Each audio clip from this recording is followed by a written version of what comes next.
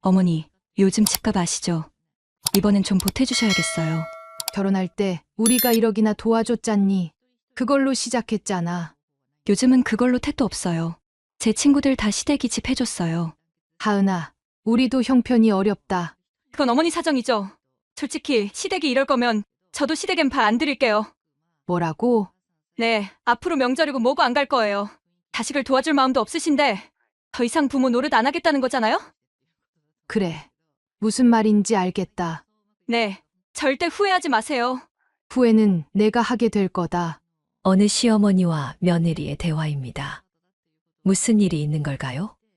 사연 시작 전에 무료 구독 버튼 눌러주시고 좋아요, 알람 설정도 눌러주시면 큰 복이 찾아올 거예요.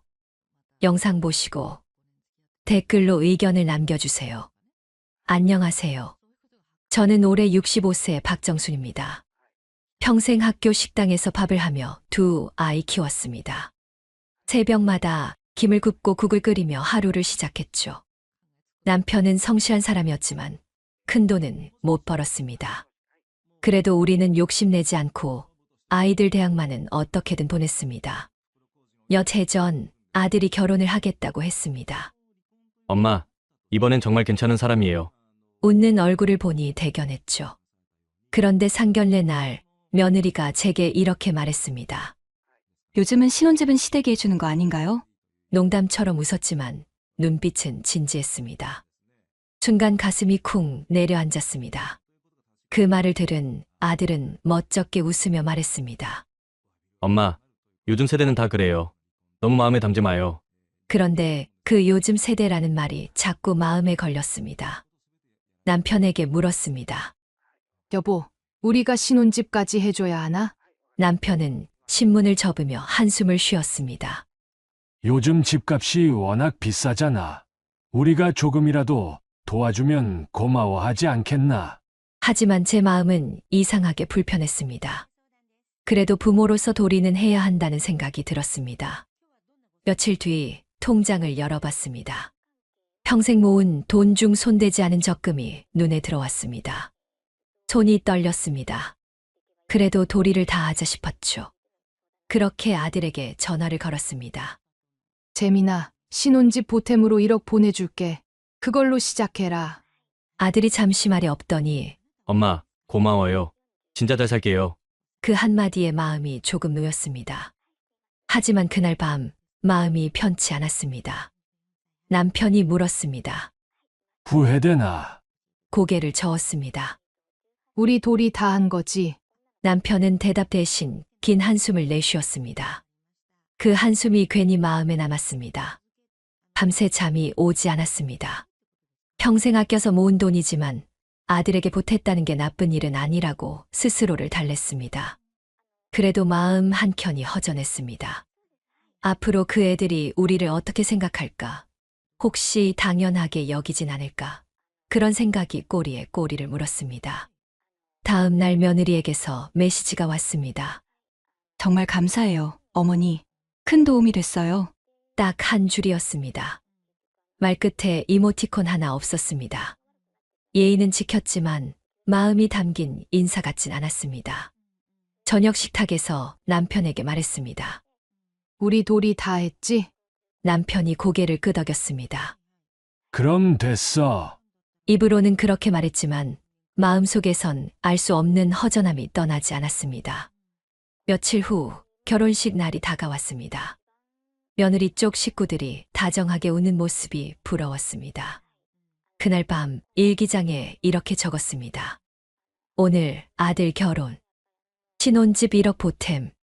도리는 지켰다. 마음은 조금 허전하다.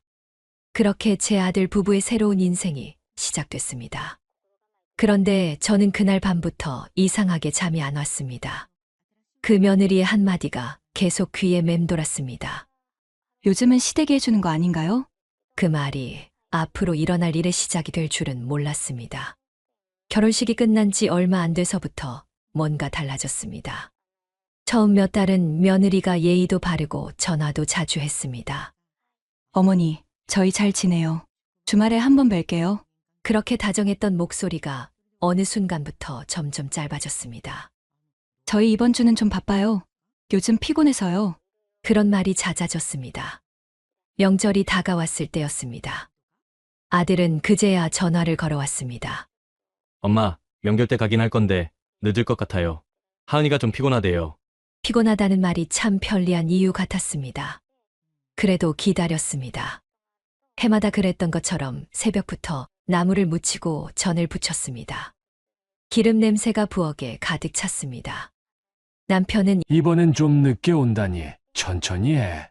하며 달랬지만 저는 괜히 마음이 조급했습니다.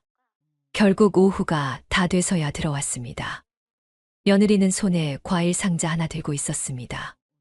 어머니, 늦어서 죄송해요. 요즘 너무 바빠서요.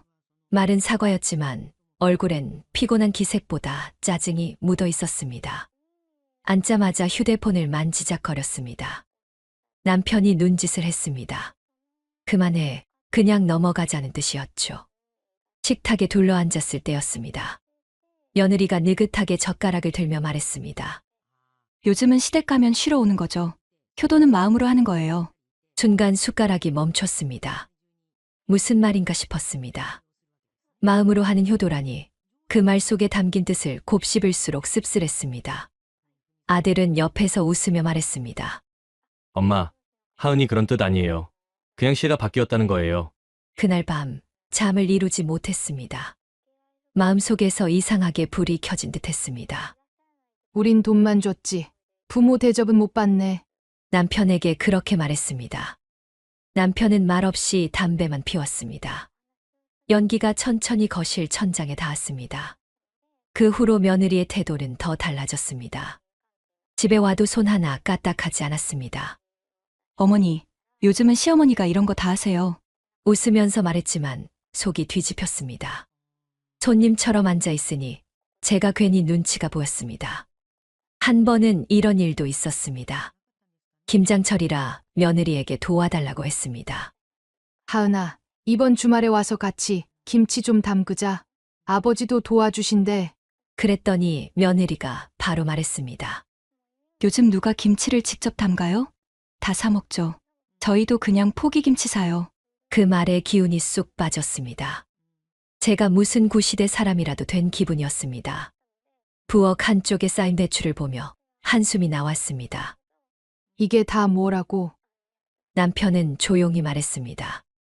요즘 젊은 사람들은 원래 그런가 봐. 그래도 너무하잖아. 처음부터 이렇게 예의 없던 애가 아닌데. 남편은 고개를 숙였습니다. 말은 없었지만 속으로 저와 같은 생각을 하고 있을 겁니다. 며느리는 그 뒤로도 늘 그런 식이었습니다. 생일에도 전화 한 통 없이 톡 한 줄. 어머니, 생신 축하드려요. 딱 5글자. 예전엔 직접 찾아와 미역국이라도 끓여주던 아이가 이제는 이모티콘 하나로 끝이었습니다. 하루는 시장에서 이웃 춘자 여사를 만났습니다. 정순 씨, 아들 며느리는 잘 지내지? 그래서 웃으며 대답했습니다. 응, 잘 지내. 바쁘대. 그런데 그 말이 입에서 나오자 스스로도 헛헛했습니다. 춘자 여사는 제 표정을 보더니 한마디 했습니다. 정순 씨, 너무 다 해주면 고마운 줄 몰라. 요즘 젊은 사람들 그래. 그 말이 마음에 콕 박혔습니다. 그날 밤 혼자 밥상을 치우며 생각했습니다. 아들에게 1억이나 보태줬는데 돌아오는 건 이런 무심함이라니. 효도는 마음으로란 며느리의 말이 계속 떠올랐습니다. 그 마음이란 게 도대체 어디에 있는 건지 아무리 찾아도 보이지 않았습니다. 남편이 조용히 말했습니다. 이제 기대를 좀 내려놔. 우린 해줄 만큼 했잖아. 그때는 몰랐습니다. 그 작은 말들이 나중엔 더 큰 상처가 될 줄은요. 손주 돌잔치 날이었습니다. 아침부터 부랴부랴 준비를 하고 행사장으로 갔습니다. 하객이 많았습니다. 며느리 쪽 친정 식구들이 한쪽을 가득 채우고 저희 시댁 식구들은 구석 쪽에 따로 자리를 잡았습니다. 그래도 마음속으로 오늘은 그냥 좋은 날이니까 하며 스스로를 다독였습니다. 잠시 뒤 며느리가 웃는 얼굴로 친정 부모에게 인사했습니다. 엄마, 아빠, 오셨어요? 자리 여기에요. 다정한 목소리였습니다. 그런데 우리 부부에게는 달랐습니다. 어머니, 아버님, 오셨어요? 딱 그 한마디였습니다. 표정엔 의례적인 미소만 남았습니다. 저는 괜히 손에 쥔 축의금 봉투를 더 꽉 쥐었습니다. 행사가 시작되고 사회자가 말했습니다. 이제 가족 사진을 찍겠습니다. 며느리는 서둘러 친정 부모를 불렀습니다. 엄마, 아빠, 이쪽으로 와요. 가운데로 서요. 저는 눈치를 봤습니다. 아들이 다가와 작게 말했습니다. 엄마, 그냥 앉아 계세요. 사진은 나중에 따로 찍어요. 그 말이 왠지 낯설었습니다. 잠시 후 화장실 가려고 자리를 비웠습니다. 그런데 복도 쪽에서 며느리 목소리가 들렸습니다. 친구로 보이는 여자가 물었습니다. 하은아, 시부모님하고도 사진 찍어야 하는 거 아니야? 그때 들렸습니다. 며느리의 웃음 섞인 말. 아이, 시부모님은 불편하고 손님들 다 쳐다보는데 너무 촌스러워서 창피해. 그 한마디가 귀를 때렸습니다. 심장이 쿵 내려앉았습니다. 발걸음을 옮기려다가 잠시 멈췄습니다. 어쩐지 눈물이 날 것 같았습니다. 창피해. 그 말이 계속 머릿속에 맴돌았습니다. 화장실 문 앞에서 한참을 서 있었습니다. 거울 속 제 얼굴이 낯설게 보였습니다. 행사가 끝나고 며느리는 아무 일 없다는 듯 다가왔습니다. 어머니, 오늘 즐거우셨죠? 음식 괜찮았어요? 목소리는 부드러웠지만 눈빛엔 진심이 없었습니다. 저는 그냥 고개만 끄덕였습니다. 남편도 말없이 아들을 바라봤지만 아들은 휴대폰을 만지작거리며 딴청을 피웠습니다. 집에 돌아오는 길 남편이 말했습니다. 우리한텐 사진 같이 찍자는 얘기도 없더라. 대답 대신 창밖을 봤습니다. 지나가는 불빛이 희미하게 흔들렸습니다. 괜찮아. 이제는 그런 거 바라지도 않아.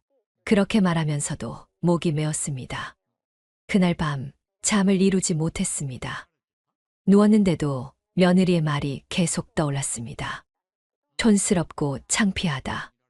돈보다 무서운 건 그런 태도였습니다. 돈은 주고 나면 그만이지만 사람 마음에 남은 상처는 오래 갑니다. 며칠 뒤 며느리에게서 전화가 왔습니다. 어머니, 저희 이제 전세 말고 집 사야 할 것 같아요. 전세는 너무 불안해서요. 그 말이 꼭 예고 같았습니다. 무슨 일이 또 생길지 이미 알 것 같았습니다. 그래.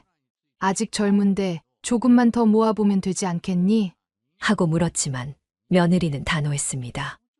요즘은 기다리면 손해예요. 기회 있을 때 잡아야죠. 그 목소리엔 부탁이 아닌 당연히 도와줘야 한다는 뉘앙스가 묻어 있었습니다. 며느리의 전화를 받은 지 몇 달쯤 지났을 무렵이었습니다. 평소엔 아무 연락도 없다가 아들이 갑자기 전화를 걸어왔습니다. 목소리가 이상하게 조심스러웠습니다. 엄마, 요즘 집값이 너무 올라서 큰일이에요. 하은이가 요즘 잠도 못 자요. 무슨 말을 하려는지 벌써 감이 왔습니다. 아들은 잠시 머뭇거리더니 결국 말했습니다. 조금만 더 도와주시면 안 될까요? 전화기를 쥔 손에 힘이 들어갔습니다. 결혼할 때 1억 도와줬잖니? 그것도 많이 해준 거야. 말은 차분했지만 마음속은 흔들렸습니다. 아들은 말없이 숨만 내쉬다가 갑자기 그럼 하은이랑 바꿔줄게요. 하며 전화를 넘겼습니다. 잠시 후 들려온 며느리의 목소리는 다정하지 않았습니다. 어머니, 이번에도 좀 도와주세요. 그래야 우리가 살 수 있어요. 부탁처럼 들렸지만 어조엔 당연하다는 기색이 묻어 있었습니다. 하은아, 결혼할 때 우리가 최선을 다했잖니? 이젠 너희가 알아서 해나가야지. 그러자 며느리가 바로 받아쳤습니다. 요즘 세상에 부모 도움 없이 어떻게 집을 사요? 다른 집들도 다 시댁에서 해준다던데요? 순간 말문이 막혔습니다. 아들은 옆에서 아무 말도 하지 않았습니다. 단지 그 침묵이 더 서운했습니다. 전화를 끊고 한동안 가만히 앉아 있었습니다. 남편이 옆에서 물었습니다. 또 도와달래? 고개를 끄덕였습니다. 그래, 이번엔 목소리에서 아예 부탁이 아니라 명령이 느껴지더라. 남편이 한숨을 쉬었습니다. 우리가 자식한테 언제까지 얼마나 해줘야 하냐? 이제는 우리도 늙었는데 말이야. 그날 밤 남편과 조용히 밥을 먹었습니다. 젓가락질 소리만 들렸습니다. 남편이 말했습니다. 당신 아직도 혹시 또 도와줘야 하나 고민하지? 아무 대답이 없었습니다. 그저 밥알이 목에 걸리는 느낌이었습니다. 우리도 이제 연금으로 사는데 더는 무리야. 남편의 말이 맞았습니다. 그래도 어쩐지 마음 한켠이 찔렸습니다. 다음 날 시장에서 친구 춘자 여사를 만났습니다. 정순 씨, 또 돈 얘기 나왔지? 어떻게 알았어? 얼굴이 다 말하잖아. 표정이 또라고 써 있네. 그 말에 억지로 웃었지만 마음은 무거웠습니다. 집으로 돌아와 남편에게 말했습니다. 여보, 우리 자식이지만 이젠 너무한 거 아니야? 세상엔 끝이 없는 것 같아. 남편이 말했습니다. 그래도 자식인데 안타깝잖아. 그렇다고 평생 퍼줄 순 없잖아. 우리도 우리 인생이 있잖아. 그 말을 하면서도 눈가가 뜨거워졌습니다. 며느리는 그 뒤로도 계속 연락을 해왔습니다. 어머니, 이번엔 진짜로 기회예요. 금리 오르기 전에 계약해야 해요. 그 말이 점점 협박처럼 들렸습니다. 전화를 끊고 나면 하루 종일 기운이 빠졌습니다. 그날 밤 남편이 잠들고 난 후에도 잠이 오지 않았습니다. 불 꺼진 거실에서 오래 앉아 있었습니다. 시계 초침 소리만 들렸습니다. 문득 이런 생각이 들었습니다. 우리가 자식을 잘 키운 게 맞을까? 사랑을 줬는데 왜 이렇게 당연한 듯 요구하는 사람이 되었을까? 그때 마음속에서 조용히 결심이 섰습니다. 이번엔 절대로 안 된다. 또 한 번 주면 그 다음엔 더 큰 걸 요구하겠지. 눈을 감으며 속으로 되뇌었습니다. 돈보다 무서운 건 욕심이야. 그 말이 내 마음 깊이 박혔습니다. 며느리의 연락은 그 후로 잠시 뜸했습니다. 덕분에 조용한 날들이 이어졌습니다. 그런데 어느 날 저녁 초인종이 울렸습니다. 문을 열자 아들과 며느리가 서 있었습니다. 얼굴에는 웃음 한 점 없었습니다. 어머니, 잠깐 시간 괜찮으세요? 며느리의 말투는 이미 결심한 사람 같았습니다. 거실로 들어오자마자 아들이 꺼냈습니다. 엄마, 우리 진짜 마지막으로 부탁드릴게요. 지금이 아니면 집 못 사요. 말끝을 흐리던 아들의 눈이 며느리를 향했습니다. 그러자 며느리가 나섰습니다. 어머니, 저희가 언제까지 전세로 살아야 해요? 저도 이제 안정된 집이 갖고 싶어요. 이번에도 좀 도와주세요. 조용히 서랍에서 통장을 꺼냈습니다. 생활비 통장이었습니다. 잔액은 3만 원 조금 넘게 찍혀 있었습니다. 통장을 열어 보여주며 말했습니다. 봐라, 우리도 이렇게 어렵게 살고 있다. 연금으로 겨우 버티는 거야. 남는 게 없다. 그러자 며느리가 고개를 갸웃하며 말했습니다.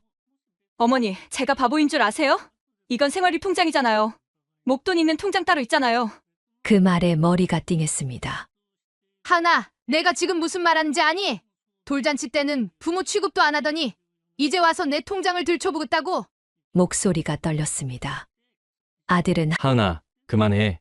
하며 말렸지만 며느리는 물러서지 않았습니다. 어머니, 저도 솔직히 말씀드릴게요. 집 한 채 사는 게 뭐 그렇게 큰일이에요? 다른 부모들은 다 해준다는데 왜 우리만 안 해주세요? 말끝마다 억울하다는 기색이 묻었습니다. 그 순간 머릿속이 하얘졌습니다. 1억 도와준 걸로 끝이야.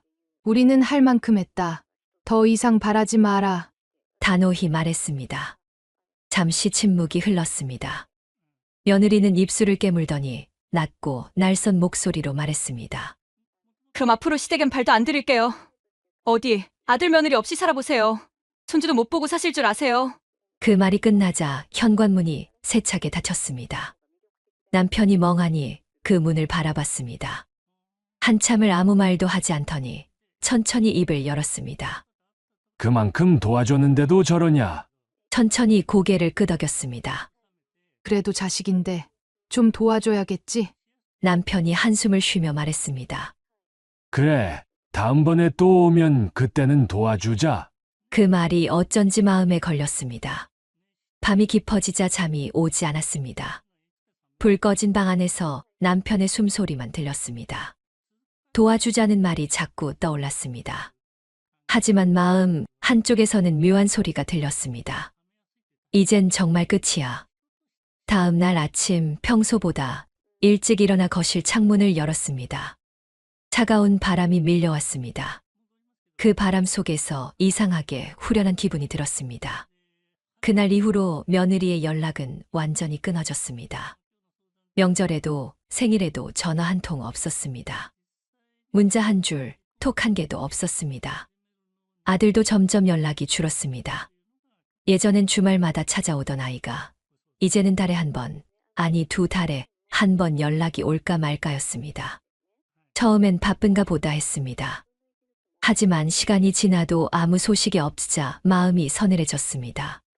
그래도 혹시나 하는 마음에 먼저 전화를 걸어봤습니다. 재민아, 요즘 바쁘지? 응. 엄마, 회사 일 많아서 정신이 없어요. 나중에 연락드릴게요. 그 나중에는 오지 않았습니다. 명절이 다가왔습니다. 시장에 나가 전을 부치고 나물도 다듬었습니다. 혹시나 아이들이 올까 싶어 조금 더 넉넉히 준비했습니다. 그런데 그날 저녁까지 아무도 오지 않았습니다. 남편이 말했습니다. 전화 한 통도 없네. 짧게 대답했습니다. 그래도 혹시 모르잖아. 하지만 결국 문은 끝내 열리지 않았습니다. 며칠 뒤 이웃 춘자 여사가 놀러 왔습니다. 커피를 마시다 말없이 휴대폰을 내밀었습니다. 이거 좀 봐. 화면엔 며느리의 SNS가 떠 있었습니다. 사진 속 며느리는 환하게 웃고 있었습니다. 제주도 가족 여행 중. 진짜 가족들과 함께라 행복해요.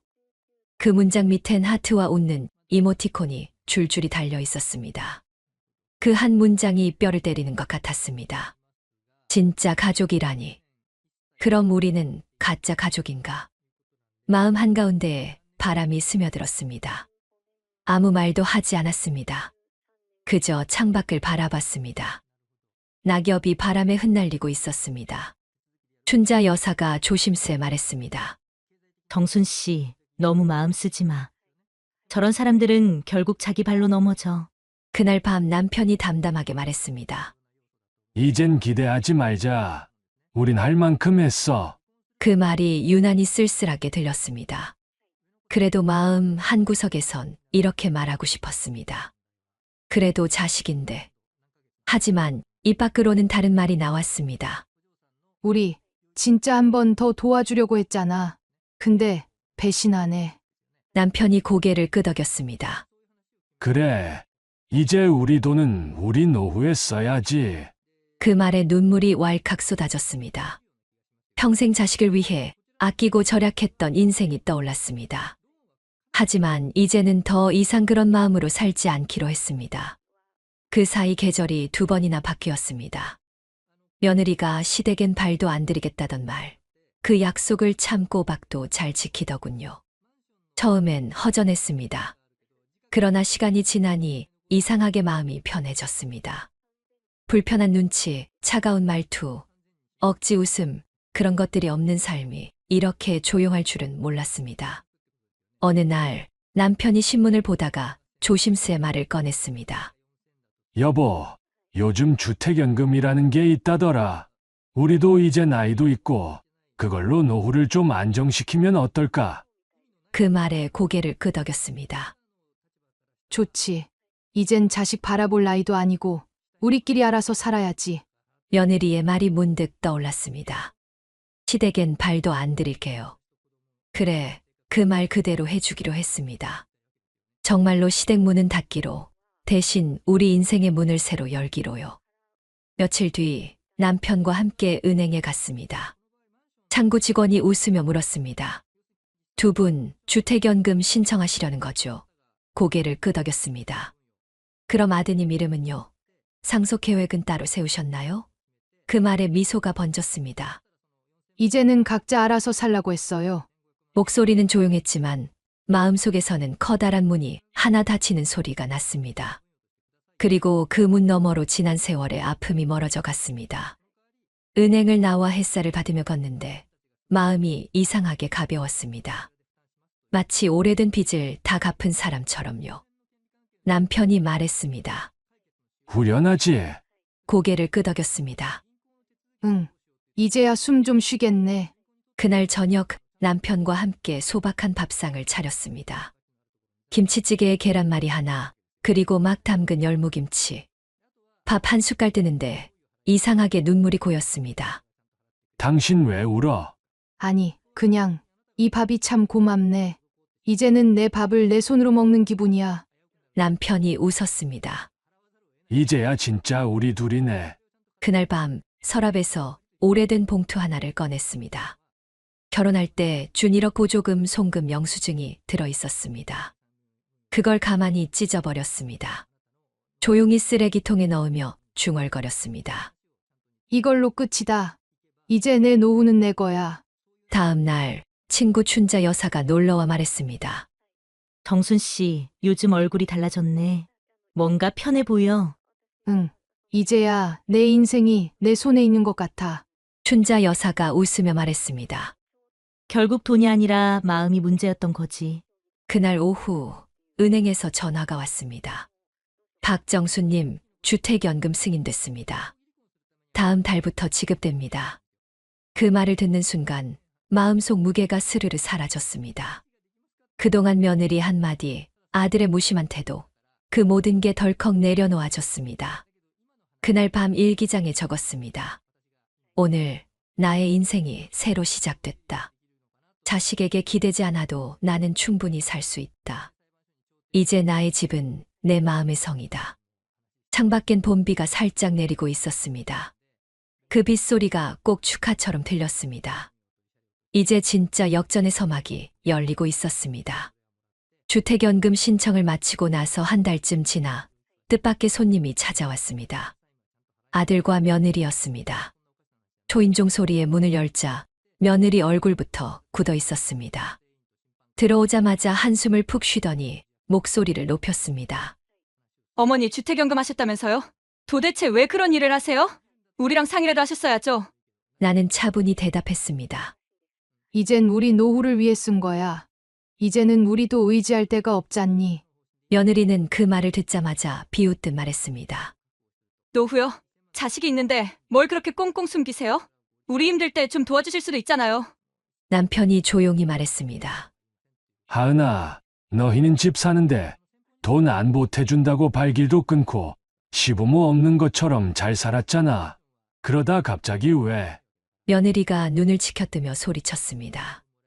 그건 그때 상황이 있어서 그랬죠. 근데 지금은 대출이 막혀서 계약이 깨지게 생겼어요. 이럴 땐 좀 도와주셔야죠. 부모님이잖아요. 어머니 우리 진짜 이번만 도와주세요. 계약금이 날아가게 생겼어요. 나는 잠시 아들을 보았다. 그 눈빛엔 미안함과 불안이 섞여 있었다. 그리고 조용히 말했다. 나 사실 그때 너희 집 살 때 보태주려고 마음먹었었어.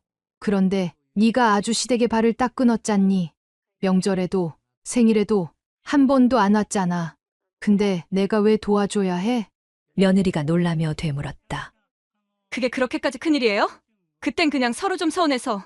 나는 단호하게 말을 잘랐다. 서운한 건 나야. 너희는 집 사는데 돈 안 보태준다고 발길도 끊고 시부모 없는 것처럼 살았잖아. 근데 지금 와서 힘드니까 또 손 벌리니? 그럼 앞으로도 둘이 잘 살아보렴. 잠시 침묵이 흘렀다. 며느리는 눈물을 글썽이며 말했다. 어머니 너무하신 거 아니에요? 저희도 가족인데요. 남편이 고개를 들며 단호히 말했다. 가족이라면 어려울 때만 찾아오진 않지. 며느리는 더 이상 말이 없었다. 대신 짐짓 눈을 흘기며 말했다. 그럼 진짜 그렇게 사세요. 나중에 후회하지 마세요. 그리고 아들을 끌고 현관문을 쾅 닫고 나갔다. 문이 닫히는 순간 마음이 이상하게 시원했습니다. 그동안 쌓였던 미련과 서운함이 한꺼번에 빠져나가는 기분이었습니다. 남편이 한참을 멍하니 있다가 웃었습니다. 진짜 시원하네. 나도 같이 웃었습니다. 그래, 이제는 정말 끝이야. 앞으로는 우리 인생만 생각하자. 그날 밤 남편이 먼저 잠들고 거실에 혼자 앉았습니다. 창문 너머로 가을바람이 스며들었지만 마음은 한여름보다 따뜻했습니다. 며느리가 나간 지 일주일쯤 되었을까요? 그날 아침 나는 평소처럼 밥을 차리고 있었습니다. 그런데 남편이 신문을 보다가 푹 웃었습니다. 여보, 봐. 여기 봐. 부동산 규제 때문에 대출 안 나온다네. 하은이가 그것 때문에 왔던 거지. 나도 모르게 피식 웃음이 나왔습니다. 그러게. 그렇게 잘난 척하더니 결국 우리한테 손 벌리러 왔네. 그날 오후 이웃 춘자 여사가 들렀습니다. 문 열자마자 휴대폰을 흔들며 말했습니다. 정순 씨, 이거 봐요. 며느리 SNS에 또 글 올렸네. 휴대폰 화면엔 요즘 진짜 힘든 시기지만 그래도 진짜 가족들이 있어서 버틴이다는 글과 함께 친정 식구들 사진이 올라와 있었습니다. 나는 웃으며 말했습니다. 그래. 그게 그 애 방식이지. 우리는 없는 가족이니까. 춘자 여사가 혀를 찼습니다. 그래도 정순 씨, 속상하지 않아요? 아니, 이젠 하나도. 오히려 고마워. 덕분에 내가 정신 차렸으니까. 그날 밤 남편이 말했습니다. 이제 정말 끊는 거야. 나는 천천히 고개를 끄덕였습니다. 응. 끊는 게 아니라 이제 놔주는 거야. 그 아이들은 자기 인생 살면 되고 우리는 우리 노후 살면 되지. 남편이 웃었습니다. 이젠 당신 말이 더 단단해졌네. 나는 차분히 말했습니다. 내가 너무 오랫동안 미안해하면서 살았어. 근데 이제는 아니야. 더 이상 죄책감도 기대도 없어. 며칠 뒤 집 앞으로 택배가 왔습니다. 보낸 사람은 아들이었습니다. 상자 안에는 작은 편지와 과일 한 상자가 들어 있었습니다. 편지엔 짧게 이렇게 적혀 있었습니다. 어머니, 죄송합니다. 하은이랑 많이 다퉜습니다. 그래도 나중에 찾아뵐게요. 나는 조용히 편지를 접고 서랍에 넣었습니다. 남편이 물었습니다. 그래도 마음이 좀 풀리지. 나는 미소를 지었습니다. 아니, 아직은 아니야. 진심이 담긴 사과는 말로만 하는 게 아니잖아. 시간 지나면 알겠지. 그날 저녁 나는 주택연금으로 들어온 돈으로 남편과 함께 마트에 갔습니다. 오랜만에 장바구니를 채우며 웃었습니다. 이 돈은 내가 번 건 아니지만 우리 힘으로 지킨 돈이야. 남편이 고개를 끄덕였습니다. 그래. 그게 진짜 가치지. 며칠 후 복지관에서 연락이 왔습니다. 박정순 어르신, 이번에 문화교실 등록하신 거 확인됐습니다.